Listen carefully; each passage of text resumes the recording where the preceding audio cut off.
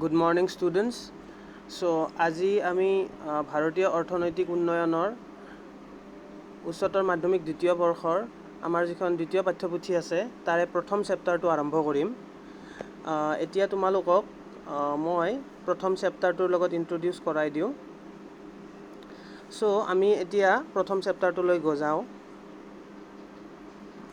তোমাৰ সূচীপত্ৰখনত যদি চাওঁ আমি কি দেখা পাম, প্ৰথম গোটত আমাৰ আছে উন্নয়নৰ নীতিসমূহ আৰু অভিজ্ঞতা। গতিকে তাৰে ভিতৰত তোমাৰ প্ৰথম অধ্যায় আৰু দ্বিতীয় অধ্যায় আছে। আমি প্ৰথম অধ্যায়ত আছে প্ৰাক স্বাধীনতা কালৰ ভাৰতীয় অৰ্থব্যৱস্থা, আৰু এইটো তোমাৰ 1947 চনৰ পৰা 1990 চনলৈ এই সময়ছোৱাত যি পৰিঘটনা আমাৰ ভাৰতীয় অৰ্থনীতিত হৈছিলে সেইখিনিৰ অৱস্থাৰ বিষয়ে তোমালোকক জনোৱা হ'ব।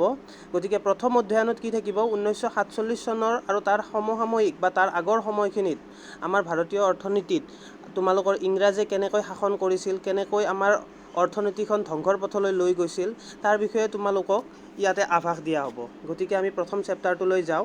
এতিয়া আমি প্ৰথম চেপ্টাৰটো মই তোমাক দেখাই দিওঁ।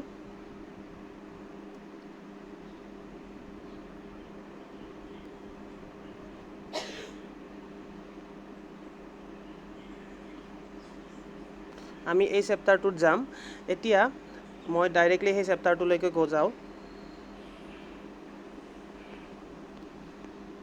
এইটো প্ৰথম গোট উন্নয়নৰ নীতিসমূহ আৰু অভিজ্ঞতা 1947 চনৰ পৰা 1990 চনলৈ।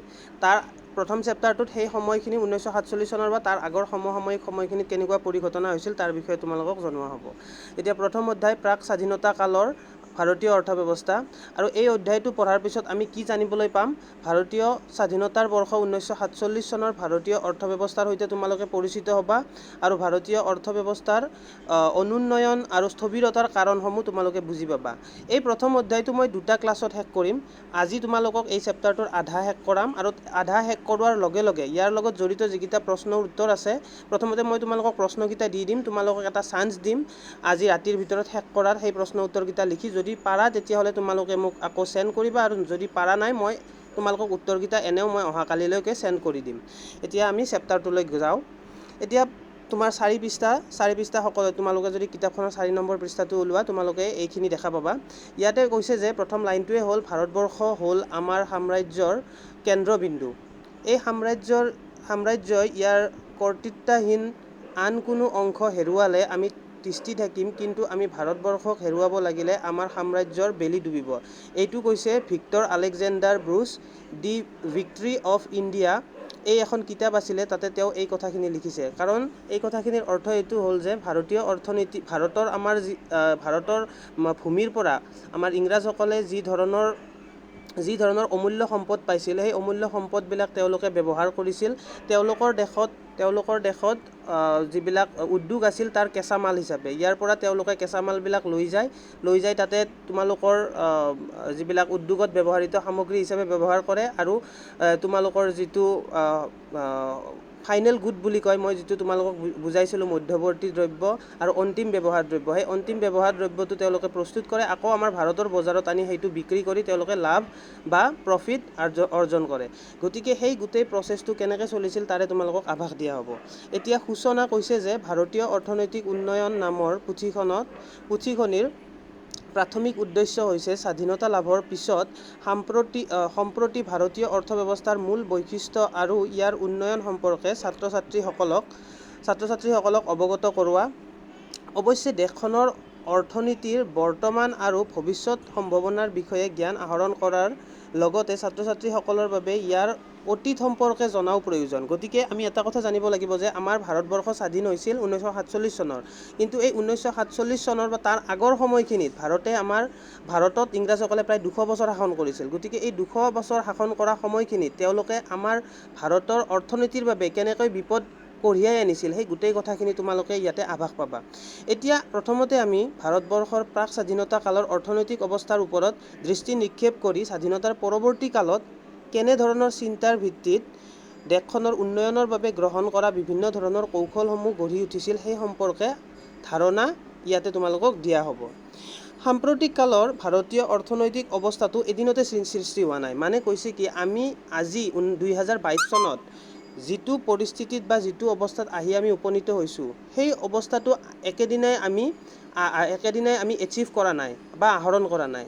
1947 চনৰ পৰা 2022 চনলৈ এই দীৰ্ঘ সময়ছোৱাত আমি বিভিন্ন ধৰণৰ আমাৰ চৰকাৰে আমাৰ দেশৰ উন্নয়নৰ কাৰণে বিভিন্ন ধৰণৰ তোমাৰ ষ্টেপ লৈছে বা বিভিন্ন ধৰণৰ তোমালোকৰ আঁচনি গ্ৰহণ কৰিছে। সেই আঁচনিবিলাক এদিনকৈ গ্ৰহণ কৰি আজি আমি এই পৰ্যায়ত উপস্থিত হৈছোঁ। আৰু আমি আজি এনেকুৱা এটা পৰ্যায়ত আছোঁ, আমি পৃথিৱীৰ ভিতৰত আমাৰ ভাৰতৰ অৰ্থব্যৱস্থা 6 নম্বৰ স্থানত আছে। তুমি আমাৰ আমাৰ যদি পৃথিৱীৰ কথা চাওঁ, আমাৰ 204খন দেশ আছে। 204খন দেশৰ ভিতৰত আমাৰ ভাৰতৰ অৰ্থব্যৱস্থা আজি 6 নম্বৰ পজিশ্যনত আহিছে। গতিকে ভাবা 1947 চনৰ পিছত আমাৰ দেশে কিমান অগ্ৰগতি লাভ কৰিছে। কিন্তু 1947 চনত ইংৰাজী যেতিয়া আমাৰ দেশখনক এৰি থৈ গৈছিল, তেওঁলোকে আমাক এনেকুৱা এটা অৱস্থাত এৰি থৈ গৈছিল, আমি বহুত তোমালোকৰ অৰ্থনৈতিক দিশৰ পৰা যদি চাব যাওঁ, অতি আমাৰ পুতৌ লগা অৱস্থা আছিল। কেনেকৈ সেই পুতৌ লগা অৱস্থাটো হ'ল, এই তোমাৰ এই চেপ্টাৰটোত তোমালোকক বুজোৱা হ'ব। এতিয়া 1947 চনৰ 15 আগষ্টত ভাৰতবৰ্ষই স্বাধীনতা লাভ কৰাৰ প্ৰায় 200 বছৰ ধৰি চলি থকা ইংৰাজ শাসনকালত সোমাই আছে। ইংৰাজসকলৰ সাম্ৰাজ্যবাদী শাসনৰ একমাত্ৰ উদ্দেশ্য আছিল ভাৰতবৰ্ষক ইংলেণ্ডত দ্ৰুতভাৱে সম্প্ৰসাৰিত আধুনিক উদ্যোগৰ ভিত্তি স্থাপন কৰাৰ বাবে সাৰপানী যোগোৱা দেশ এখনলৈ অৱনমিত কৰা আৰু বিগত 600টা দশকত ভাৰতীয় অৰ্থব্যৱস্থাই যি ধৰণৰ আৰু পৰ্যায়ৰ উন্নয়ন লাভ কৰিছে তাৰ মূল্যায়নৰ বাবে শোষণমুখী সম্বন্ধটো বুজাৰ প্ৰয়োজন। মানে কৈছে কি, এই 200 বছৰৰ শাসনকালত ভাৰতবৰ্ষক ইমানেই শোষণ কৰা হ'ল ইংৰাজৰ দ্বাৰা, আমাৰ দেশৰ যিবিলাক মূল্যৱান সম্পদ আছিলে, মূল্যৱান আমাৰ মাটিৰ তলত যিবিলাক তোমালোকৰ পেট্ৰলিয়াম আছিলে, কয়লা আছিলে, আমাৰ দেশৰ মাটিত উৎপাদন হোৱা সকলোবোৰ বস্তুৱে তেওঁলোকে কি কৰিছিল, বিদেশলৈ তেওঁলোকৰ দেশলৈ লৈ গৈছিল, ইংলেণ্ডলৈ। তাতে তেওঁলোকে সেইবিলাক অন্তিম ব্যৱহাৰ দ্ৰব্য প্ৰস্তুত কৰাত ব্যৱহাৰ কৰিছিল আৰু সেই অন্তিম ব্যৱহাৰ কৰা দ্ৰব্যটো আমাৰ ভাৰতবৰ্ষৰ দেশতে আনি পিনে বিক্ৰী কৰি তেওঁলোকে ধন উপাৰ্জন কৰিছিল। আৰু সেই উৎপাদন কাৰ্যত কি কৰিছিল, আমাৰ দেশৰ যিবিলাক আমাৰ মানুহ আছিলে, আমাৰ দেশৰ যিবিলাক লোক আছিলে, তেওঁলোকক শ্ৰমিক বা লেবাৰ হিচাপে ব্যৱহাৰ কৰিছিলে। এতিয়া আমি চাওঁ 1.2 ঔপনিৱেশিক শাসনত নিম্ন স্তৰৰ অৰ্থনৈতিক উন্নয়ন। আমাৰ ঔপনিৱেশিক শাসন মানে হৈছে আমাৰ ভাৰতখন ইংৰাজৰ অধীনত আছিল। গতিকে আমাৰ ভাৰতখন আছিলে কি, কলনী। তেওঁলোকৰ কলনী আছিল ইংৰাজৰ, আৰু সেইটোকে কয় ঔপনিৱেশিক শাসন। মানে তেওঁলোকৰ তলত আমি অধীনত কাম কৰিব লগা হৈছিলে, চলিব লগা হৈছিলে। আৰু সেই সময়ত কি হৈছিলে, নিম্ন স্তৰৰ অৰ্থনৈতিক উন্নয়ন, আমাৰ অৰ্থনৈতিক উন্নয়ন অতিকে নিম্ন স্তৰৰ আছিলে। এতিয়া কি কৈছে, ইংৰাজসকলৰ আগমনৰ আগতে ভাৰতবৰ্ষত এক স্বাধীন অৰ্থব্যৱস্থাই বিৰাজ কৰিছিল। আমাৰ ভাৰতত ইংৰাজসকল আহিছিলে প্ৰায় 1782 চনমানত। 1782 চনমানত ভাৰতত তেওঁলোকে খোপনি পুতিছিলে। গতিকে তাৰ আগলৈকে আমাৰ মাৰাঠাসকলে শাসন কৰি আছিলে, মোগলসকলে শাসন কৰি আছিলে। আৰু ভাৰতৰ প্ৰত্যেক প্ৰান্ততে বিভিন্ন সৰু সৰু ৰজাই তেওঁলোকৰ স্বতন্ত্ৰ শাসন চলাইছিলে। গতিকে ভাৰতবৰ্ষ কাৰো অধীনত নাছিলে। ভাৰতবৰ্ষৰ প্ৰতিটো এৰিয়া, প্ৰতিটো চুককোণ কি আছিলে, স্বাধীনভাৱে এজন নিৰ্দিষ্ট শাসকৰ অধীনত তেওঁলোকে মুক্তভাৱে বিচৰণ কৰিছিলে। কিন্তু যেতিয়া ইংৰাজসকল আহি পালে, তেওঁলোকে আমাক এজ এ স্লেভ বা এজ এ লেবাৰ আৰু শ্ৰমিক হিচাপে তেওঁলোকে কি কৰিলে, তেওঁলোকৰ লাভৰ কাৰণে, তেওঁলোকৰ প্ৰফিটৰ কাৰণে আমাক ব্যৱহাৰ কৰিবলৈ ধৰিলে। আমাৰ মাজত তেওঁলোকে বিভাজনৰ সৃষ্টি কৰিলে। আমাৰ মানুহখিনিকে আমাৰ মাজত বিভাজনৰ সৃষ্টি কৰি তেওঁলোকে তাৰ পৰা কি পালে, তেওঁলোকে তাৰ পৰা সাৰ পানী যোগাই তেওঁলোকে সেই যিবিলাক আমাৰ উৎপাদন কৰিবলগীয়া বস্তু আছে, সেই গোটেই বস্তুবিলাক তেওঁলোকে ইয়াৰ পৰা লৈ গৈ বিদেশত তেওঁলোকে নিজৰ দেশখন উন্নয়নৰ কাৰণে তেওঁলোকে আমাৰ সম্পদবিলাক ব্যৱহাৰ কৰিলে। গতিকে আমাৰ ভাৰতবৰ্ষত বিশেষকৈ কপাহ, ৰেচমৰ বস্ত্ৰশিল্প তথা বিভিন্ন ধাতু আৰু মূল্যৱান মণি আদিৰ দৰে হস্তশিল্পত বিখ্যাত আছিলে। আমাৰ দেশ কি আছিলে, হস্তশিল্প আৰু বিভিন্ন ধৰণৰ মণি মুকুতা ধাতুৰ বাবে বিখ্যাত আছিলে। আৰু সেই সামগ্ৰীসমূহৰ কাৰুকাৰ্য আৰু উৎপাদনত ব্যৱহৃত কেঁচামালৰ উন্নত মানৰ আছিল বাবে সমগ্ৰ বিশ্বতে বজাৰ লাভ কৰিব পাৰিছিলে। আমাৰ দেশত উৎপাদন হোৱা হস্তশিল্প, কপাহ, আমাৰ যিবিলাক বস্ত্ৰ আছিল ৰেচমৰ, বিভিন্ন ধাতু, মূল্যৱান মণি আছিল, এইবিলাক বিদেশৰ পৰা আমাৰ মানুহৰ পৰা সেইবিলাক কিনিবলৈ আহিছিলে বা আমাৰ মানুহে এইবিলাক বিদেশত ৰপ্তানি কৰিছিলে। যাৰ ফলত আমাৰ দেশ কি হৈছিলে, আগতে বহুত অৰ্থনীতিৰ ক্ষেত্ৰত আমাৰ দেশখন বহুত আগবঢ়া আছিলে। আমাৰ মানুহৰ হাতত টকা পইচা আছিলে, কাৰণ সেই মণি মুকুতা সেইবিলাক বাহিৰত ৰপ্তানি কৰিলে পইচা পাইছিলে। যেতিয়া 1782 চনৰ পৰা ইংৰাজসকল আহিলে, এই গোটেই সম্পদবিলাক তেওঁলোকে বিদেশলৈ, মানে কি ক'লৈ লৈ গ'ল, ইংলেণ্ডলৈ লৈ গ'ল। আমাৰ হাতত তেওঁলোকে কোনো ধৰণৰ সম্পদ ৰাখিব নিদিলে। এতিয়া আমি নেক্সট পেজটোলৈ যাওঁ। তাৰ আগতে তোমালোকৰ ইয়াতে কৈছে যে textile industry in Bengal. Textile industry মানে কি, আমাৰ যিখন বংগদেশ আছিল, মানে এতিয়াৰ পশ্চিমবংগ আৰু বাংলাদেশ, এই দুয়োখন লগ লাগি কি আছিলে তোমাৰ বংগদেশ আছিলে। পশ্চিমবংগ, এতিয়াৰ পশ্চিমবংগ, ৱেষ্ট বেংগল আৰু বাংলাদেশ, এই গোটেই দুয়োখন লগ লাগি আমাৰ অসমৰো শিলচৰৰ এটা এৰিয়া বংগদেশৰ অন্তত আছিলে। তেতিয়া কি কৈছিলে, তাতে এবিধ খুব মানে মসলিন নামৰ এবিধ কপাহী কাপোৰ আমাৰ আগতে ভাৰতবৰ্ষত মানে খুব সমাদৰ লাভ কৰিছিলে। আৰু ই পোনপ্ৰথমে বংগদেশত, বিশেষকৈ সাম্প্ৰতিক বাংলাদেশৰ ৰাজধানী ঢাকাৰ বুলি কোৱা হৈছিলে। সেই যিটো আমাৰ মসলিন নামৰ কাপোৰ আছিলে, ইয়াক অতিকে উন্নতমানৰ কাপোৰ বুলি গোটেই বিশ্বতে মানে কি হৈছিলে, সেইটো সমাদৰ লাভ কৰিছিলে। বুজি পালা?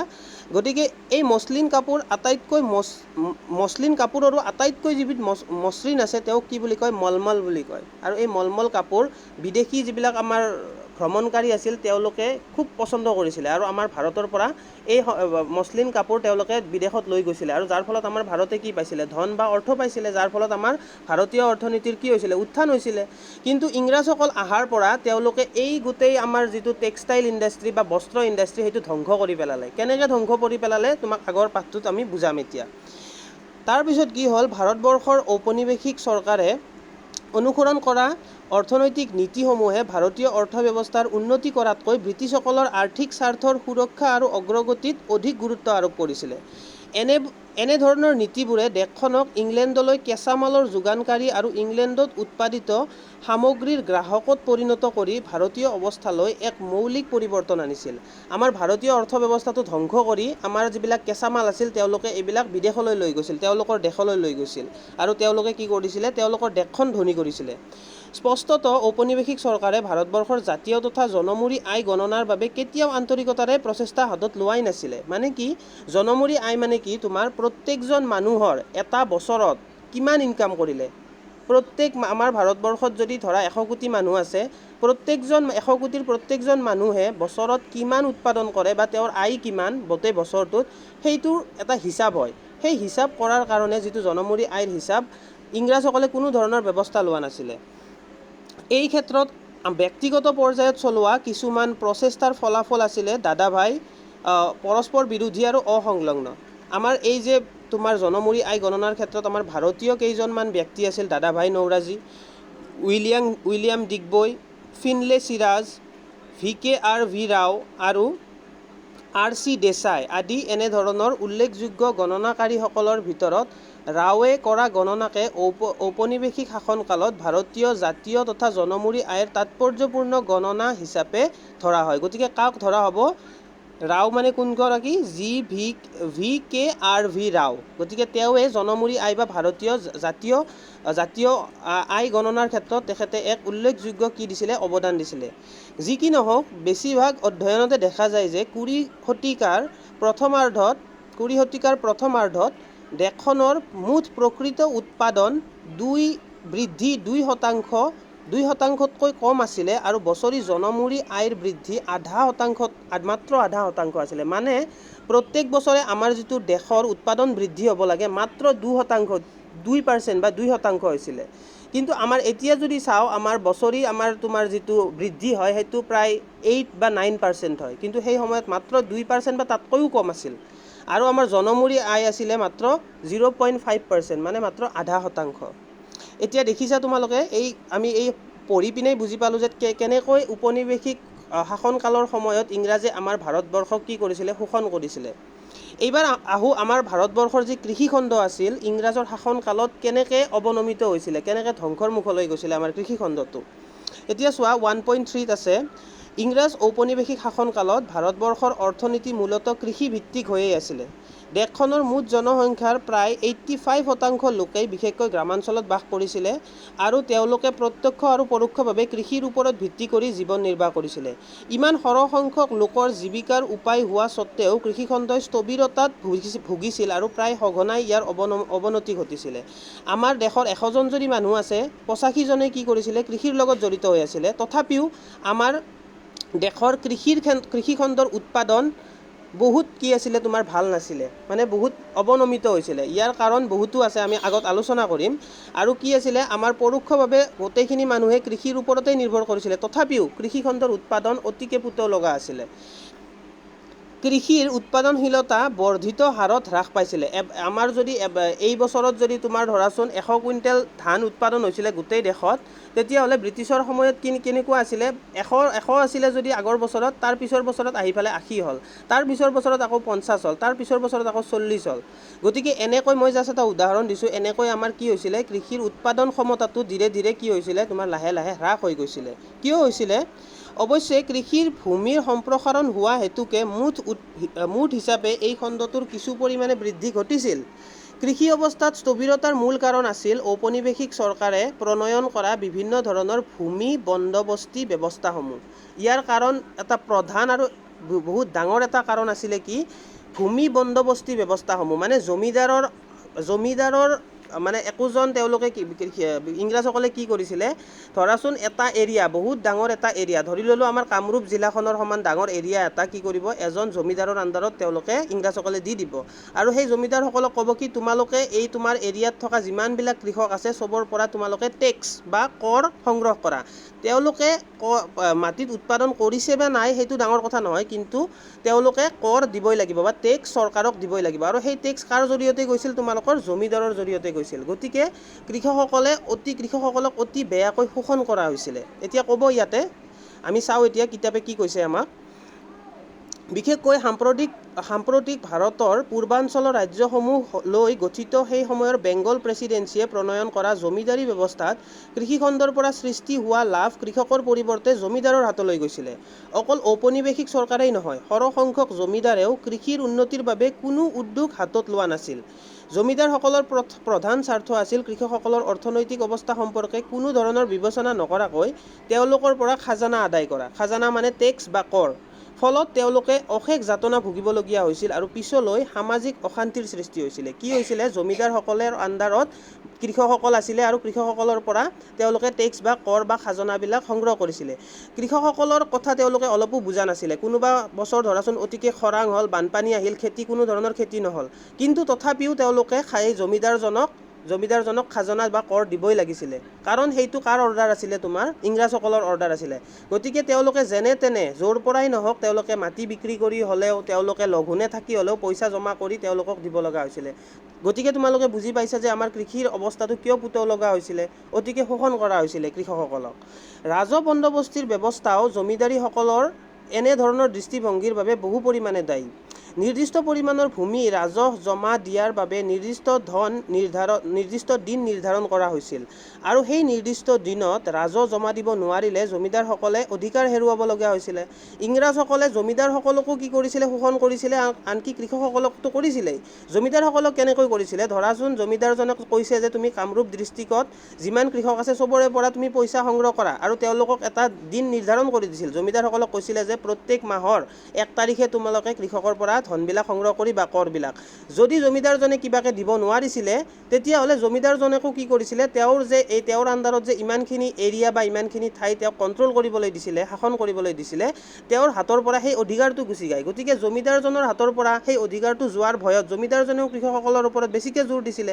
গতিকে ইংৰাজসকল অতিকে কি আছিলে, তোমাৰ অতিকে ক্ৰুৱেল আছিলে, অতিকে মানে তোমালোকৰ হিংস্ৰ আছিলে আৰু তেওঁলোকে কোনো ধৰণৰ দয়া মমতা আমাৰ ভাৰতীয় মানুহৰ ওপৰত তেওঁলোকৰ নাছিলে। তেওঁলোকৰ একমাত্ৰ উদ্দেশ্য আছিলে ভাৰতৰ মানুহক কেনেকৈ শোষণ কৰিব লাগে, ভাৰতৰ মানুহৰ কেনেকৈ সম্পদবিলাক আহৰণ কৰিব লাগে, তেওঁলোকৰ প্ৰধান উদ্দেশ্য আছিল সেইটোৱে। ইয়াৰ উপৰিও নিম্নমানৰ প্ৰযুক্তি, জলসিঞ্চনৰ অভাৱ আৰু তাকৰীয় পৰিমাণৰ সাৰ প্ৰয়োগ আদিয়েও কৃষকসকলৰ অৱস্থাত অধিক অৱনতি ঘটাইছিল আৰু কৃষিৰ উৎপাদনশীলতা অতি নিম্ন পৰ্যায়লৈ নমোৱাত অৰিহণা যোগাইছিলে। সেই সময়ত তোমালোকে জানা, আজি যেনেকৈ জলসিঞ্চন পদ্ধতি আছিলে, মানে তোমালোকৰ নদীৰ পানীবিলাক আমি যদি এটা নলা বনাই পিনে পথাৰলৈ নিব পৰা ব্যৱস্থা, বা ধৰাচোন কোনো ধৰণৰ উন্নত মানৰ সেই সময়ত সাৰ প্ৰয়োগ কৰা হোৱা নাছিলে, কোনো ধৰণৰ উন্নত মানৰ বীজ পোৱা নাছিলে। গতিকে সকলো ধৰণৰ প্ৰযুক্তিৰ পৰা তেওঁলোকে কি আছিলে, বঞ্চিত আছিলে আমাৰ কৃষকসকল। আৰু সাৰৰ তেওঁলোকে উপযুক্ত সাৰ নাপাইছিলে খেতিত ব্যৱহাৰ কৰাৰ কাৰণে, যাৰ ফলত কৃষিৰ অৱনতি কি হৈছিলে, দিনে দিনে বেছিকৈ হ'বলৈ ধৰিলে। কৃষিৰ উন্নয়নশীলতাত অতি নিম্ন পৰ্যায়লৈ নমোৱাত অৰিহণা যোগাইছিলে। অৱশ্যে কৃষিৰ বাণিজ্যিকৰণৰ বাবে দেশৰ কোনো অঞ্চলত তুলনামূলকভাৱে অধিক পৰিমাণৰ মুদ্ৰা উপাৰ্জনমুখী বা নগদী শস্য উৎপাদনৰ উদাহৰণ পোৱা যায়। এতিয়া নগদী শস্য কি, তোমালোকৰ মনত প্ৰশ্ন উদয় হৈছে যে নগদী শস্য বা উপাৰ্জনমুখী শস্য কোনবিলাক। উপাৰ্জনমুখী শস্য হৈছে সেইবিলাক যিবিলাকৰ পৰা আমি ডাইৰেক্টলি আমি কি কৰিব পাৰোঁ, ডাইৰেক্টলি আমি পইচা পাব পাৰোঁ। যেনেকৈ তোমালোকে উদাহৰণ দিব পাৰা, আমাৰ যিবিলাক তোমালোকৰ আমাৰ যিবিলাক তৰকাৰী জাতীয় তোমালোকৰ যিবিলাক খেতি, ধান বা ঘেঁহুৰ কথা মই কোৱা নাই, যিবিলাক শস্য তোমালোকে উৎপাদন কৰিলে ডাইৰেক্টলি বজাৰত চেল কৰিব পাৰা আৰু ডাইৰেক্টলি তোমালোকে পইচা ইনকাম কৰিব পাৰা, সেই ধৰণৰ শস্যবিলাক কেছ ক্ৰপ, যিবিলাকক এক্সচেঞ্জ কৰিলে তোমালোকে ইমিডিয়েটলি পইচাটো পাই যোৱা। গতিকে সেইবিলাক শস্য তেওঁলোকে সেই সময়ত উৎপাদনৰ কাৰণে বেছিকৈ জোৰ দিয়া হৈছিলে। কিন্তু ইয়াৰ ফলত কৃষকসকলৰ অৰ্থনৈতিক অৱস্থাৰ বিশেষ উন্নতি ঘটা নাছিলে, কিয়নো খাদ্যশস্য উৎপাদনৰ সলনি ইংৰাজসকলে শেষ পৰ্যায়ত তেওঁলোকৰ দেশৰ উদ্যোগত খটুৱাব পৰা মুদ্ৰা উপাৰ্জনমুখী শস্যহে ভাৰতীয় কৃষকৰ দ্বাৰা উৎপাদন কৰোৱাইছিলে। গতিকে স্বাধীনতা লাভৰ সময়ত হোৱা দেশ বিভাজনৰ ফলত ভাৰতৰ কৃষি উৎপাদন পুনৰ নিম্নগামী হয়। অবিভাজিত দেশখনৰ এক বৃহৎ পৰিমাণৰ অতি সাৰুৱা আৰু উচ্চ হাৰৰ জলসিঞ্চন ব্যৱস্থা থকা কৃষিভূমি পাকিস্তানৰ হাতলৈ যোৱাৰ ফলত ভাৰতবৰ্ষৰ কৃষিখণ্ডৰ উৎপাদনৰ ওপৰত বিৰূপ প্ৰভাৱ পৰে। বিশেষকৈ কি হৈছিলে, আমাৰ যেতিয়া দেশখন যেতিয়া আমাৰ আগতে অবিভাজিত আছিল, মানে আমাৰ যেতিয়া তোমাৰ 1947 চনত ভাৰত আমাৰ স্বাধীন হয়, স্বাধীন হোৱাৰ লগে লগে কি হ'ল, আমাৰ ভাৰতবৰ্ষখন এখন বিৰাট ডাঙৰ দেশ আছিলে। আগতে পাকিস্তান, বাংলাদেশ, ভাৰত এখন দেশৰে অংশ আছিলে, গোটেইকেইখন এখন দেশৰ আছিলে। যেতিয়া আমাৰ দেশ স্বাধীন হ'ল 1947 চনত, আমাৰ কি হ'ল, যিটো আমাৰ ভাৰতৰ পশ্চিম অংশ, মানে তোমাৰ পাঞ্জাৱ, তাৰপিছত তোমাৰ হাৰিয়ানা, তাৰপিছত জম্মু কাশ্মীৰ, ৰাজস্থানৰ পশ্চিম অংশটো, এতিয়া যিখন পাকিস্তান, সেই পাকিস্তানত কি আছিলে, অতিকে সাৰুৱা ধৰণৰ মাটি পোৱা গৈছিলে। কাৰণ তাতে সিন্ধু নদী আছিলে আৰু পাঞ্জাৱৰ বা হিমালয়ৰ পৰা বৈ অহা বিভিন্ন নদী আছিলে, যাৰ ফলত সেই মাটিখিনি খুব সাৰুৱা আছিলে। ফলত কি হ'ল, বিভাজনৰ ফলত সেই মাটিখিনি পাকিস্তানৰ হাতত গ'ল। আকৌ তুমি যদি পূবফালে চোৱা, আমাৰ অসম আৰু পশ্চিমবংগৰ মাজত যিখন বাংলাদেশ আছে, সেই বাংলাদেশখনো আগতে ভাৰতৰ অন্তৰ্ভুক্ত আছিল। সেইখন কি হ'ল, পূব পাকিস্তান হিচাপে পাকিস্তানৰ লগত অন্তৰ্ভুক্ত হ'ল। গতিকে সেই জেগাখিনিও, আমাৰ ঠাইখিনিও বাংলাদেশৰ ঠাইখিনিও অতিকে সাৰুৱা আছিল। মৰাপাটৰ পৰা আদি কৰি বিভিন্ন ধৰণৰ কপাহজাতীয় বিভিন্ন ধৰণৰ খাদ্যশস্যৰ উৎপাদনৰ কাৰণে অতিকে গুৰুত্বপূৰ্ণ ঠাই আছিল। সেই ঠাইখিনিও তোমাৰ কাৰ হাতত গ'ল, পাকিস্তানৰ হাতত গ'ল। যাৰ ফলত আমাৰ ভাৰতৰ উৎপাদন ভাৰত স্বাধীন হোৱাৰ পিছতো বিভাজনৰ ফলত কি হ'ল, ভাল ঠাইবিলাক পাকিস্তানৰ হাতত যোৱাৰ কাৰণে আমাৰ তোমাৰ উৎপাদন ক্ষমতা অতিকে হ্ৰাস পালে। এইদৰে ভাৰতবৰ্ষৰ মৰাপাট সামগ্ৰীৰ উদ্যোগ কেঁচা মালৰ অভাৱত দুৰ্যোগৰ সন্মুখীন হ'ল। কি হ'ল, আমাৰ মৰাপাটৰ উদ্যোগটো প্ৰায়ভাগেই বাংলাদেশৰ এৰিয়াটোত আছিলে। এতিয়া বাংলাদেশ এৰিয়াটো পাকিস্তানৰ লগত যোৱাৰ কাৰণে কি হ'ল, তোমাৰ মৰাপাটৰ উদ্যোগ, আমাৰ মৰাপাটৰ লগত জড়িত যিবিলাক উদ্যোগ আছিলে, যেনেকৈ তোমালোকৰ ৰছী বনোৱা উদ্যোগ, বেগ বনোৱা উদ্যোগ, চেণ্ডেল বনোৱা উদ্যোগ, সেই গোটেইবিলাক উদ্যোগৰ কি হ'ল, কেঁচা মালৰ অভাৱ হ'ল। কাৰণ এতিয়া তেওঁলোক পাকিস্তানৰ লগত অন্তৰ্ভুক্ত, গতিকে তেওঁলোকে আমাৰ লগত কোনো ধৰণৰ ব্যৱসায় নকৰিছিলে। ফলত আমাৰ ভাৰতত কি হ'ল, উদ্যোগবিলাকত কেঁচা মালৰ অভাৱ হ'ল। গতিকে তোমালোকে দেখিলা যে কেনেকৈ ভাৰতবৰ্ষৰ কৃষিখণ্ডক আমাৰ ইংৰাজ শাসনকালৰ সময়ত অতিকে দুখ লগা বা অতিকে পুতৌ লগা অৱস্থাত তেওঁলোকে এৰি থৈ গৈছিলে, বা তেওঁলোকে আমাক সেনেকুৱা এটা পৰ্যায়লৈ লৈ গৈছিলে যে আমাৰ অৰ্থনীতিখন অতিকৈ বেছিকৈ বেয়া বিৰূপ প্ৰভাৱ পৰিছিলে। গতিকে এইবাৰ আমি কৃষিখণ্ডৰ কথা আলোচনা কৰিলোঁ, আমি এইবাৰ আলোচনা কৰোঁ ঔদ্যোগিক খণ্ডৰ কথা, আমাৰ ইণ্ডাষ্ট্ৰীৰ কথাটো। সেই সময়ত আমাৰ ইণ্ডাষ্ট্ৰিয়েল যিটো আমাৰ উৎপাদন, আমাৰ যিটো উদ্যোগ আছিলে, উদ্যোগ খণ্ডৰ অৱস্থা কেনেকুৱা আছিলে তাৰ বিষয়ে আমি আলোচনা কৰোঁ। ঔপনিৱেশিক শাসনৰ অধীনত ভাৰতবৰ্ষই কৃষি আৰু নিৰ্মাণ খণ্ডসমূহৰ দৰেই সুস্থ ঔদ্যোগিক ভীতিও গঢ়ি তুলিব নোৱাৰিলে। দেশখনত বিশ্ববিখ্যাত হস্তশিল্পৰ উদ্যোগসমূহ হ্ৰাস পালে, অথচ অতিদিনে এইবোৰে লাভ কৰি থকা গৌৰৱৰ স্থান অধিকাৰ কৰিব পৰাকৈ অনুৰূপ কোনো আধুনিক ঔদ্যোগিক ভেটি গঢ়ি উঠিবলৈ দিয়া নহ'ল। ঔপনিৱেশিক চৰকাৰৰ ভাৰতবৰ্ষক নি-উদ্যোগীকৰণৰ এনে প্ৰণালীবদ্ধ নীতিৰ প্ৰাথমিক অভিপ্ৰায়ৰ দুই ধৰণৰ আছিল। মানে কি হৈছিলে, আমাৰ ভাৰতবৰ্ষ ইংৰাজৰ অধীনলৈ অহাৰ আগতে, মানে 1782 চনৰ আগৰ পৰ্যায়ত যদি আমি চাওঁ, ভাৰতবৰ্ষত সৰু সৰু কুটিৰ উদ্যোগ হওক, সৰু সৰু যিবিলাক আমাৰ স্থানীয় উদ্যোগ আছিলে, সেই উদ্যোগবিলাকে আমাৰ অতিকে জনপ্ৰিয় আছিলে আৰু তেওঁলোকে কিছুমান ভাল বিভিন্ন ধৰণৰ বস্তু উৎপাদন কৰিছিলে আৰু সেইবিলাক বিদেশত সমাদৰ লাভ কৰিছিলে। কিন্তু যেতিয়া ইংৰাজসকল আমাৰ ভাৰতলৈ আহিল, তেওঁলোকৰ এটাই উদ্দেশ্য হ'ল আমাৰ স্থানীয় উদ্যোগবিলাক ধ্বংস কৰা। নি-উদ্যোগীকৰণ মানে হৈছে কি, উদ্যোগবিলাকক ধ্বংস কৰা। নি-উদ্যোগীকৰণ মানে কি, উদ্যোগীকৰণ নকৰা। এতিয়া নি-উদ্যোগীকৰণ কেনেকৈ কৰিছিলে তেওঁলোকে, দুই ধৰণৰ তেওঁলোকৰ ইচ্ছা আছিলে বা অভিপ্ৰায় আছিলে, কেনেকৈ তেওঁলোকে উদ্যোগীকৰণটো বন্ধ কৰিব ভাৰতত।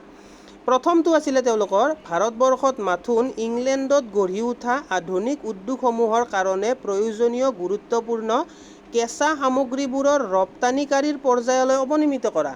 আমাৰ ভাৰতবৰ্ষৰ যিবিলাক তোমাৰ কেঁচা মাল আছিল সেই কেঁচা মালবিলাক ভাৰতবৰ্ষৰ উদ্যোগবিলাকত ব্যৱহাৰ কৰাৰ তেওঁলোকৰ ইচ্ছা নাছিল। ভাৰতবৰ্ষৰ অৰ্থনৈতিক উন্নয়নত ইংৰাজসকলৰ কোনো ধৰণৰ ইচ্ছা নাছিল। তেওঁলোকৰ একমাত্ৰ ইচ্ছা আছিল ভাৰতৰ কেঁচা মালসমূহ ইংলেণ্ডলৈ নি ইংলেণ্ডৰ যিবিলাক উদ্যোগ আছে তাতে ব্যৱহাৰ কৰা। আমাৰ ভাৰতৰ উদ্যোগবিলাকক তেওঁলোকে ভাৰতৰ কেঁচা মালবিলাক দিয়াত কোনো ধৰণৰ তেওঁলোকৰ ইচ্ছা বা অভিপ্ৰায় নাছিলে। গতিকে তেওঁলোকে কি কৰিছিলে, কেঁচা মালবিলাক যেতিয়া আমাৰ ভাৰতৰ উদ্যোগবিলাকে নোপোৱা হ'ল, আমাৰ ভাৰতৰ উদ্যোগবিলাক কি হ'ল, প্ৰায় বন্ধ হ'ব ধৰাৰ পৰ্যায় হ'ল। দ্বিতীয় তেওঁলোকৰ ইচ্ছা বা অভিপ্ৰায়টো আছিলে ইংৰাজসকলৰ সেই উদ্যোগসমূহৰ উৎপাদিত সামগ্ৰীৰ বাবে ভাৰতবৰ্ষক এখন প্ৰাপ্তিবিহীনভাৱে প্ৰসাৰিত বজাৰলৈ পৰিণত কৰা। ইয়াৰ দ্বিতীয় যিটো অভিপ্ৰায় ইচ্ছা আছিলে ইংৰাজসকলৰ সেইটোৱে কি ক'ব বিচাৰিছে, আমাৰ ভাৰতবৰ্ষৰ পৰা কেঁচা মালসমূহ নি পেলাই তেওঁলোকে ইংলেণ্ডত যিবিলাক উদ্যোগ আছে তেওঁলোকে সেইবিলাকত সেই কেঁচা মালবিলাক ব্যৱহাৰ কৰি যিবিলাক অন্তিম ব্যৱহাৰৰ দ্ৰব্য প্ৰস্তুত কৰিব, সেই অন্তিম ব্যৱহাৰৰ দ্ৰব্যবিলাক তেওঁলোকে আনি ক'ত আকৌ বিক্ৰী কৰিব, আমাৰ ভাৰতৰ বজাৰতেই বিক্ৰী কৰিব।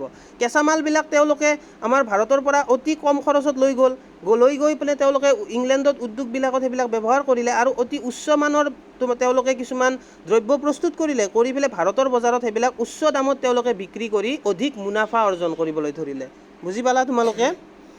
গতিকে যাতে তেওঁলোকৰ মাতৃভূমিৰ মানে ইংলেণ্ড বা ব্ৰিটেইনৰ কথা কৈছে, ব্ৰিটেইনৰ সৰ্বাধিক সুবিধাৰ বাবে এই উদ্যোগবিলাকৰ বিৰামহীন প্ৰসাৰণ নিশ্চিত কৰিব পৰা যায়। তেওঁলোকৰ মাত্ৰ এটাই উদ্দেশ্য আছিল, ব্ৰিটেইন বা ইংলেণ্ডৰ উদ্যোগবিলাকৰ বৃদ্ধি হ'ব লাগে, প্ৰসাৰ হ'ব লাগে, বাকী ভাৰতৰ অৰ্থনীতি তোমালোকৰ ধ্বংস হৈ গ'লেও তেওঁলোকৰ কোনো ভ্ৰূক্ষেপ নাছিলে।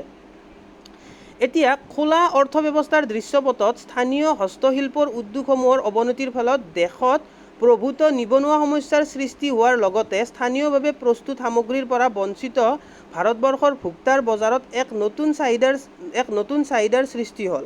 কাৰণ ভাৰতৰ হস্তশিল্প, ভাৰতৰ উদ্যোগ সকলোবিলাক কি হৈ গ'ল, ধ্বংস হৈ গ'ল। যাৰ ফলত ইংলেণ্ডৰ যিবিলাক বস্তু আহিল, ইংলেণ্ডৰ পৰা যিবিলাক অন্তিম ব্যৱহাৰৰ দ্ৰব্য আহিল, সেইবিলাকৰ এতিয়া ভাৰতত কি হ'ল, নতুনকৈ কি আহিল, চাহিদাৰ সৃষ্টি হ'ল।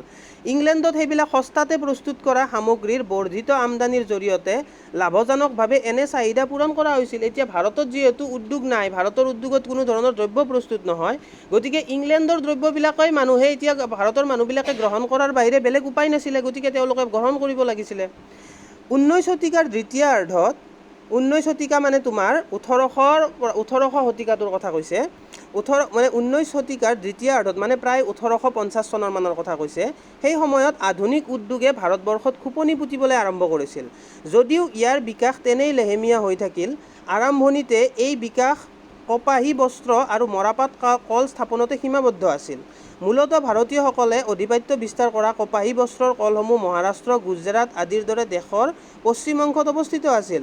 আনহাতে বিদেশীসকলে আধিপত্য বিস্তাৰ কৰি ৰখা মৰাপাটৰ কলসমূহ বংগদেশত কেন্দ্ৰীভূত আছিল। গতিকে কি আছিলে, আমাৰ যদি আমি কপাহী বস্ত্ৰৰ কলসমূহ চাওঁ, মহাৰাষ্ট্ৰ আৰু গুজৰাটতহে হয়, য'ত কাপোৰ বনায় তোমাৰ কপাহৰ পৰা। কিন্তু তোমাৰ মৰাপাট বা কপাহ বেছিকৈ ক'ত উৎপাদন হৈছিল, তোমাৰ পশ্চিমবংগৰ এৰিয়াটোত। পশ্চিমবংগ মানে কি, পশ্চিমবংগৰ মানে তোমাৰ আজিৰ যিখিনি বাংলাদেশৰ এৰিয়া, সেইখিনিত বেছিকৈ উৎপাদন হৈছিল। গতিকে বাংলাদেশৰ এৰিয়াটো আছে ভাৰতৰ একেবাৰে পূব দিশত, আৰু মৰাপাট আমাৰ যিবিলাক কাপোৰৰ লগত বা কপাহৰ লগত জড়িত বস্ত্ৰৰ উদ্যোগ আছে, সেইবিলাক আছে তোমাৰ কোনফালে, পশ্চিম ফালে। গতিকে আমাৰ কি হ'ল, আমাৰ মানে তোমাৰ বস্তু আমদানিৰ ক্ষেত্ৰত, মানে বস্তুৰ যিটো আমাৰ প্ৰবাহ, কপাহ বা মৰাপাটটো তোমালোকৰ পশ্চিম ফাললৈ উদ্যোগবিলাকলৈ লৈ যাব লাগিল। ইয়াতে কি হৈছিলে, এই আমাৰ ইংৰাজসকলে কি কৰিছিলে, বিভিন্ন বাধা আৰোপ কৰিছিলে, যাতে আমাৰ ভাৰতৰ উদ্যোগবিলাকে কি লৈ উঠিব নোৱাৰে, ঠন ধৰি উঠিব নোৱাৰে। বুজি পালা? এতিয়া পৰৱৰ্তী পৰ্যায়ত 20 শতিকাত, মানে তোমাৰ 1900 শতিকাত 1907 চনত কি হ'ল, লো-তীখাৰ উদ্যোগ লাহে লাহে গঢ়ি উঠিবলৈ ধৰিলে। কাৰণ মানুহে আমাৰ ভাৰতবৰ্ষৰ কিছুমান মানুহ আছিল যিবিলাকে বিদেশত পঢ়া শুনা কৰিবলৈ গৈছিলে, তেওঁলোকে বিদেশৰ যিবিলাক তোমাৰ আমেৰিকা, ইউৰোপ, লণ্ডন, ইংলেণ্ড, সেইবিলাকত যিবিলাক উদ্যোগীকৰণ দেখিলে, আমাৰ ভাৰতবৰ্ষতো সেইবিলাক স্থাপন কৰিবলৈ আমাৰ সেইবিলাক প্ৰচেষ্টা ল'লে কিছুমান ব্যক্তিয়ে। যেনে আমাৰ ৰতন টাটাৰ যিজন দেউতাক আছিলে, তেওঁ সেইবিলাক ধৰণৰ টাটা ইণ্ডাষ্ট্ৰিটো স্থাপন কৰাৰ কাৰণে আগভাগ ল'লে। 1907 চনত Tata iron and steel company, TISCO নামৰ উদ্যোগটো স্থাপন কৰিলে। আৰু দ্বিতীয় মহাসমৰৰ পিছত চেনি, চিমেণ্ট, কাগজ আদিৰ দৰে উদ্যোগবিলাকো ভাৰতত লাহে লাহে গঢ় লৈ উঠিলে। অৱশ্যে ভাৰতবৰ্ষত ভৱিষ্যতে অধিক উদ্যোগীকৰণৰ সহায় হ'ব পৰাকৈ কোনো মূলধন সামগ্ৰীজাতীয় উদ্যোগ গঢ়ি নুঠিলে বুলিয়ে ক'ব পাৰি। চলিত ভোগৰ সামগ্ৰী উৎপাদন কৰিবলৈ ব্যৱহাৰ কৰা যন্ত্ৰপাতিৰ উৎপাদন কৰা উদ্যোগক মূলধনজাতীয় সামগ্ৰীৰ উৎপাদন বুলি কোৱা হয়। এতিয়া চোৱা, তোমালোকে এতিয়া যদি আমাৰ ইয়াতে তোমালোকে জানা যে পেট্ৰলিয়াম বা আমাৰ মাটিৰ তলত বহুতো পেট্ৰলিয়াম বা সেনেকুৱা ধৰণৰ সম্পদ আছে। আকৌ আমাৰ চাহপাত আছে। কিন্তু চাহপাতটোৰ পৰা আমি যিটো চাহপাত ব্যৱহাৰ কৰোঁ, চাহৰ পাতটোৰ পৰা চাহপাতটো প্ৰস্তুত কৰিবৰ কাৰণে তোমালোকক কি লাগিব? যন্ত্ৰপাতি লাগিব। এতিয়া সেই যন্ত্ৰপাতিটো কিন্তু আমাৰ ভাৰতত প্ৰস্তুত নহয়, সেইটো বিদেশৰ পৰাই আমি ৰপ্তানি কৰিব লাগে। ঠিক তেনেকৈ তোমাৰ পেট্ৰলিয়াম জাতীয় আমি মাটিৰ তলৰ পৰা যিটো বস্তু আমি পেট্ৰল বা ডিজেল জাতীয় সামগ্ৰীবিলাক ওলাওঁ, তাৰ কাৰণে তোমাক যন্ত্ৰপাতি লাগিব। সেই যন্ত্ৰপাতিটো কিন্তু আমি বিদেশৰ পৰা আনিব লাগে। গতিকে আমি বুজি পালোঁ যে আমাৰ যন্ত্ৰপাতি বা মূলধনজাতীয় সামগ্ৰী যিবিলাক আছে সেইবিলাক আমাৰ দেশত উৎপাদন নহয়। কাৰণ সেই ধৰণৰ প্ৰযুক্তিবিলাক আমাক ভাৰতবৰ্ষৰ মানুহে ব্ৰিটিছৰ মানে আমাৰ তোমাৰ ইংৰাজসকলে শাসন কৰি থকা সময়ত আমাৰ ভাৰতবৰ্ষৰ মানুহক সেই প্ৰযুক্তিবিলাক আহৰণ কৰিবলৈ কোনো ধৰণৰ সুবিধা তেওঁলোকে দিয়া নাছিলে। এতিয়া আমি চাওঁ যে তাৰপিছত আহিলে অ'ত ত'ত দুই এটা উৎপাদনকাৰী গোট স্থাপন কৰাটো দেশখনত পৰম্পৰাগত হস্তশিল্পৰ উদ্যোগসমূহৰ প্ৰায় পাইকাৰী স্থানচ্যুতিৰ বিকল্প হিচাপে গণ্য কৰিব পৰা নাযায়। তদুপৰি নতুন উদ্যোগ খণ্ডৰ বৃদ্ধিৰ হাৰ আৰু মুঠ ঘৰুৱা উৎপাদনলৈ ইয়াৰ বৰঙণি তেনেই তাকৰ আছিলে। নতুন উদ্যোগ খণ্ডৰ আন এটা তাৎপৰ্যপূৰ্ণ ত্ৰুটি হ'ল যে ৰাজহুৱা খণ্ডৰ কাৰ্যৰ সীমিত পৰিসৰ। এই খণ্ডটো আছিল মাত্ৰ ৰেল, শক্তি উৎপাদন, যোগাযোগ, বন্দৰ আৰু আন কিছুমান বিভাগীয় উদ্যোগতে সীমাবদ্ধ। মানে কৈছে কি, আমাৰ ভাৰতবৰ্ষ যেতিয়া স্বাধীন হ'ল সেই সময়ত আমাৰ ভাৰতবৰ্ষৰ যিবিলাক উদ্যোগ আছিল সেই গোটেইবিলাক কি আছিল? ৰাজহুৱা খণ্ড, মানে চৰকাৰৰ অধীনত। সেই সময়ত আমাৰ ব্যক্তিগত খণ্ডৰ উদ্যোগ কোনো ধৰণৰ গঢ় লৈ উঠা নাছিলে। কাৰণ আমাৰ ভাৰতবৰ্ষ জাষ্ট স্বাধীন হৈছিলেহে। সেই সময়ত আমাৰ ভাৰতবৰ্ষৰ লোকসকলৰ মাজত, উদ্যোগপতিৰ মাজত সিমান ধৰণৰ অৰ্থ বা ধন টকা পইচা নাছিলে যাৰ জৰিয়তে তেওঁলোকে ব্যক্তিগতভাৱে উদ্যোগ স্থাপন কৰিব পাৰে। ৰাজহুৱা খণ্ডৰ উদ্যোগকেইটা মাত্ৰ কেইটামান সীমিত পৰিসৰতে তেওঁলোকে সীমাবদ্ধ আছিল। যেনেকৈ ৰেল আৰু ইলেক্ট্ৰিচিটি প্ৰডাকশ্যন, তোমাৰ ট্ৰান্সপৰ্টেশ্যন আৰু বন্দৰ বা তোমালোকৰ যিবিলাক এয়াৰপৰ্ট আছে, তোমালোকৰ বন্দৰগাহ আছে, সেইবিলাকৰ লগত জড়িত উদ্যোগসমূহে সকলোবিলাক ৰাজহুৱা খণ্ডৰ আছিলে। লাহে লাহে ভাৰতবৰ্ষ যিমানে স্বাধীন হৈ যোৱাৰ দিন বাগৰিল, আমাৰ লাহে লাহে ব্যক্তিগত খণ্ডবিলাকক তোমাৰ গঢ় লৈ উঠিলে। সেই বিষয়ে আমি পিছৰ পৰ্যায়বিলাকত আমি পঢ়িম। এতিয়া আমি লাষ্ট আমাৰ এটা টপিক আছে আজিৰ দিনটোৰ কাৰণে, যে বাণিজ্যিক আমাৰ বৈদেশিক বাণিজ্য যিটো, বৈদেশিক বাণিজ্য মানে হ'ল আমাৰ ফৰেইন ট্ৰেড। আমাৰ ভাৰতবৰ্ষ ইংৰাজৰ অধীনত থকাৰ সময়ত আমাৰ ভাৰতবৰ্ষই বাহিৰৰ দেশৰ লগত ব্যৱসায় বাণিজ্য কৰিব পাৰিছিল নে নাই, সেই বিষয়ে তোমালোকক ইয়াতে জনাব। আমাৰ ভাৰতবৰ্ষই ইংৰাজৰ অধীনত থকাৰ আগতে আমাৰ কি আছিলে? বৈদেশিক বাণিজ্যত ভাৰতবৰ্ষ এখন অতি গুৰুত্বপূৰ্ণ দেশ আছিলে। আমাৰ দেশৰ পৰা বিভিন্ন দেশলৈ তোমাৰ যিবিলাক আমাৰ মছলা আছিলে, মছলা তোমাৰ তাৰপিছত চাহ, তোমাৰ আকৌ আমাৰ ধাতুৰ কথা কৈছিলোঁ, কপাহী বস্ত্ৰৰ কথা কৈছিলোঁ, মূল্যৱান মণিমুকুতা, সেইবিলাক আমাৰ ভাৰতৰ পৰা বাহিৰৰ দেশলৈ কি হৈছিলে? ব্যৱসায় বাণিজ্য হৈছিলে। কিন্তু যিবিলাক সামগ্ৰী উৎপাদন, বৈদেশিক বাণিজ্য আৰু শুল্কৰ ক্ষেত্ৰত ঔপনিৱেশিক চৰকাৰে গ্ৰহণ কৰা ৰক্ষণশীল নীতিয়ে ভাৰতবৰ্ষৰ বৈদেশিক বাণিজ্যৰ ৰূপ, গঠন আৰু পৰিমাণৰ ওপৰত বিৰূপ প্ৰভাৱ পেলাইছিলে। ইংৰাজসকল যেতিয়া ভাৰতত আহিলে, এই যে আমি ভাৰতৰ পৰা বাহিৰলৈ বস্তু আমদানি বা ৰপ্তানি কৰিছিলোঁ, ভাৰতৰ মণিমুকুতা, বিভিন্ন ধৰণৰ সামগ্ৰী বাহিৰলৈ আমি নি পেলাই ব্যৱসায় কৰিছিলোঁ, সেইবিলাকৰ ওপৰত কি কৰিলে? ইংৰাজসকলে কৰ আৰোপ কৰিলে, মানে টেক্স লগাই দিলে। তুমি বাহিৰত বস্তু বিক্ৰী কৰিব নোৱাৰা, দেশৰ বাহিৰত তুমি যদি যোৱা তোমালোকক এনেকুৱা তোমালোকে কৰ দিব লাগিব। গতিকে ব্যৱসায় বাণিজ্যটো বন্ধ কৰাৰ এটা তেওঁলোকে কি কৰি দিলে? এটা ৰাস্তা বা পথ উলিয়ালে। ফলস্বৰূপে কি হ'ল? ভাৰতবৰ্ষৰ কপাহ, ৰেচম, ঊণ, চেনি, নীল, মৰাপাট আদি প্ৰাথমিক সামগ্ৰীৰ ৰপ্তানিকাৰী আৰু কপাহী, ৰেচমী আৰু ঊণৰ কাপোৰ আদি চূড়ান্ত ভোগ্য বস্তুসমূহ তথা ইংলেণ্ডৰ কাৰখানাত উৎপাদিত লঘু যন্ত্ৰপাতিৰ লেখীয়া মূলধনজাতীয় সামগ্ৰীৰ আমদানিকাৰী হৈ পৰিছিল। মানে কি কৰিছিলে? অকল তুমি ইংলেণ্ডৰ লগতহে তুমি ব্যৱসায়টো কৰিব পাৰিবা, সেনেকুৱা এটা ধৰণৰ পৰিস্থিতি তেওঁলোকে কৰি দিলে। কাৰণ ইংৰাজসকল আছিল ইংলেণ্ডৰ বা ব্ৰিটেইনৰ। গতিকে তেওঁলোকে কৰিলে কি, যে আমাৰ ভাৰতবৰ্ষৰ মানুহখিনিয়ে অকল ইংলেণ্ডৰ উদ্যোগসমূহত লগা সামগ্ৰীবোৰেহে তেওঁলোকে মানে ইংলেণ্ডত পঠাব পাৰিব বা তেওঁলোকে ব্যৱসায় কৰিব পাৰিব। গতিকে ভাৰতবৰ্ষৰ ব্যৱসায় বাণিজ্যৰ ওপৰত তেওঁলোকে কি কৰি দিলে? এটা মানে বাধা আৰোপ কৰি দিলে। ফলত সকলো ব্যৱহাৰিক অৰ্থত ইংলেণ্ডে ভাৰতবৰ্ষৰ আমদানি আৰু ৰপ্তানিৰ ওপৰত একচেটিয়া নিয়ন্ত্ৰণ কৰিলে। গতিকে আমাৰ গোটেই বজাৰখন ব্যৱসায় বাণিজ্যটো তেওঁলোকে নিয়ন্ত্ৰণ কৰিব ধৰিলে। ফলস্বৰূপে ভাৰতবৰ্ষৰ বৈদেশিক বাণিজ্যৰ আধাতকৈও অধিক ইংলেণ্ডতে সীমাবদ্ধ হৈছিল। আমাৰ দেশৰ যদি ধৰাচোন আমাৰ এক বছৰত যদি ধৰি ল'লোঁ আমি সেই দিনৰ হিচাপত যদি আমাৰ 10,000 টকাৰ যদি ব্যৱসায় হয় ভাৰতৰ মানুহৰ বাহিৰৰ দেশৰ লগত, তাৰে 5,000 টকাৰ ব্যৱসায় বাণিজ্যই কাৰ লগত হৈছিল? ইংলেণ্ডৰ লগত হৈছিল। কাৰণ তেওঁলোকে বাহিৰৰ মানুহৰ লগত ব্যৱসায় বাণিজ্য ভাৰতৰ মানুহক কৰিবলৈ দিয়া নাছিলে। ফলস্বৰূপে ভাৰতবৰ্ষৰ বৈদেশিক বাণিজ্যৰ আধাতকৈও অধিক ইংলেণ্ডতে সীমাবদ্ধ আছিল আৰু বাকী যি অলপ চলপ আছিলে সেইখিনি চীন, শ্ৰীলংকা আৰু ইৰাণ এই তিনিখন দেশৰ লগতহে ভাৰতৰ মানুহক ব্যৱসায় কৰিবলৈ তেওঁলোকে মানে সুবিধাটো দিছিলে। বাকী কাৰো লগতে তেওঁলোকে সুবিধা দিয়া নাছিলে। তাৰপিছত ছুৱেজ খাল মুকলি হোৱাত ভাৰতৰ বৈদেশিক বাণিজ্যত ব্ৰিটিছৰ নিয়ন্ত্ৰণ অধিক শক্তিশালী হৈছিল। এতিয়া ছুৱেজ খাল কি হয়, ছুৱেজ খালটো কাৰ মাজেৰে আছে বা ছুৱেজ খাল বস্তুটো কি, সেই বিষয়ে মই তোমালোকক যেতিয়া 26 তাৰিখৰ পৰা ক্লাছ আৰম্ভ হ'ব তেতিয়া মই মেপত বুজাই দিম। এতিয়া তোমালোকে জানি থোৱা ছুৱেজ খাল বুলি কি? ছুৱেজ খাল হৈছে এটা পথ যাৰ মাজেদি ইংলেণ্ডৰ পৰা ভাৰতলৈ ব্যৱসায় বাণিজ্য কৰিব পৰা এটা পথ বুলি তোমালোকে ধৰি থোৱা। সমগ্ৰ ঔপনিৱেশিক কালজুৰি ভাৰতবৰ্ষৰ বৈদেশিক বাণিজ্যৰ আটাইতকৈ গুৰুত্বপূৰ্ণ বৈশিষ্ট্য আছিল বৃহৎ পৰিমাণৰ ৰপ্তানি উদ্ধৃতৰ সৃষ্টি।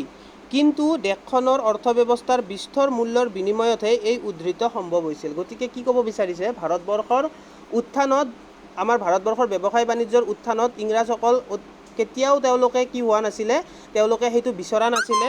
তেওঁলোকে মাত্ৰ এটাই বিচাৰিছিলে কি? ভাৰতৰ সম্পদবিলাক তেওঁলোকে গোটেই ইংলেণ্ডলৈ নিব লাগে আৰু ভাৰতৰ মানুহক তেওঁলোকে কি কৰিব বিচাৰিছিল? এটা নিয়ন্ত্ৰণৰ মাজত ৰাখিব বিচাৰিছিল। হয়তো সেইটো ঔদ্যোগিক খণ্ডই হওক, কৃষি খণ্ডই হওক, ব্যৱসায় বাণিজ্যৰ খণ্ডই হওক, সকলো দিশতে তেওঁলোকে সম্পূৰ্ণ নিয়ন্ত্ৰণৰ মাজত ৰাখিব বিচাৰিছিলে, যাৰ ফলত আমাৰ অৰ্থনৈতিক উন্নয়ন একেবাৰে স্থবিৰ হৈ পৰিছিলে। গতিকে ছাত্ৰ ছাত্ৰীসকল আজি মই 4 নম্বৰ পাঠলৈকে 8 নম্বৰ পাঠলৈকে তোমালোকক পঢ়ালোঁ, 4ৰ পৰা 8লৈকে। এতিয়া মই তোমালোকক ঘৰত কৰিবলৈ 5টা প্ৰশ্ন দিওঁ। Question number 1, question number 2, question number 3, question number 4, question number 5 আৰু কুৱেশ্যন নম্বৰ 6। এই 6টা প্ৰশ্ন তোমালোকে লিখি উলিয়াবা আৰু লিখি উলিয়াই মোক দেখাবা, আমাৰ গ্ৰুপত দিবা, নহ'লে মোক পাৰ্চনেলি হ'লেও দিব পাৰা।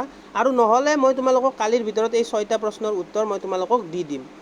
অ'কে, তোমালোকে এই ভিডিঅ'টো চোৱাৰ বাবে সকলোকে ধন্যবাদ। আশা কৰোঁ তোমালোকে ঘৰত ভালদৰে পঢ়া শুনা কৰিবা আৰু মই দিয়া বস্তুবিলাক তোমালোকে আমি গৰম বন্ধৰ সময়খিনিত মই যিখিনি প্লেন কৰিছোঁ তোমালোকক জনাইছোঁ, সেইখিনি যাতে আমি ফুলফিল কৰিব পাৰোঁ, তাৰ কাৰণে তোমালোকে এইকেইটা দিন অবাবত নষ্ট নকৰি আমি ডেইলি হিচাপত যিখিনি মই বস্তু প্ৰভাইড কৰিম সেইখিনি যাতে তোমালোকে ভালকৈ পঢ়া শুনা কৰা, লিখা আৰু মুখস্থ কৰি লোৱা। ধন্যবাদ।